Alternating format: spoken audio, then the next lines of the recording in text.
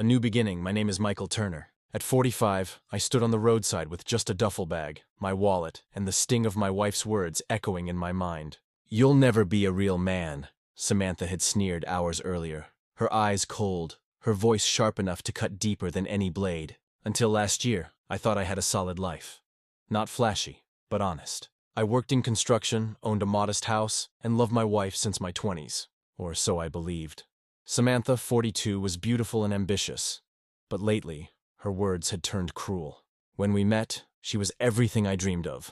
Fiery, determined, commanding every room she entered. I was smitten. I worked double shifts to save for nice dates, proving I could give her the life she deserved. We married young, built a life brick by brick, and for years, I thought we were a team.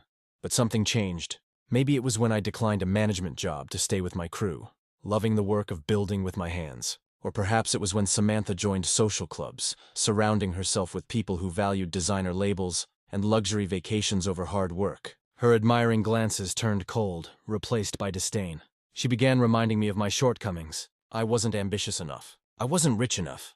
I wasn't enough. The final blow came at a dinner party at her friend's house. She wore a glittering dress, radiant like a magazine cover, while I wore my best suit, a decade old. During dinner, a guest joked about investments and success. Samantha laughed, placed her hand on my shoulder and said, "Michael wouldn't know. He's never been much of a man when it comes to making money." The table fell silent. My ears burned. I forced a smile, but inside I shattered. Later at home, I asked why she said it.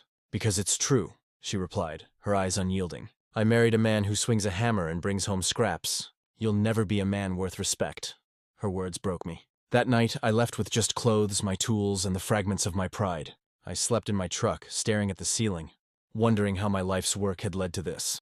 But life has a way of surprising you. 3 nights later, parked outside a 24-hour diner, my phone buzzed. An unknown number. I almost ignored it, but answered. A calm voice said, "Is this Michael Turner?" Hesitant, I confirmed. The man, David Klein from Zurich Global Banking, said something that made me grip the steering wheel until my knuckles whitened. "Mr. Turner, we've been trying to reach you for years. You're the beneficiary of an account belonging to Richard Turner."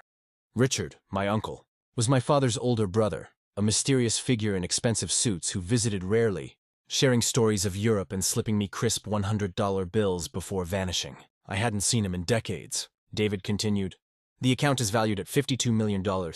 I nearly dropped the phone. "That can't be right," I stammered. But it was. My uncle had amassed wealth through private investments and trusts, naming me his sole heir with one condition. The funds would only be released once I was no longer married. The words hit like a thunderbolt. Uncle Richard hadn't trusted Samantha. He saw something in her I hadn't, knowing she'd drain me if given the chance. And he was right. The next day, I flew to Switzerland, still in disbelief, carrying only jeans, a few shirts, and the watch my father gave me at 18. My life had collapsed, but something new awaited across the ocean. Zurich gleamed like a postcard. Clean streets, distant mountains, a sparkling lake. A driver in a black Mercedes held a sign with my name and drove me to a towering stone building. Zurich Global Private Banking.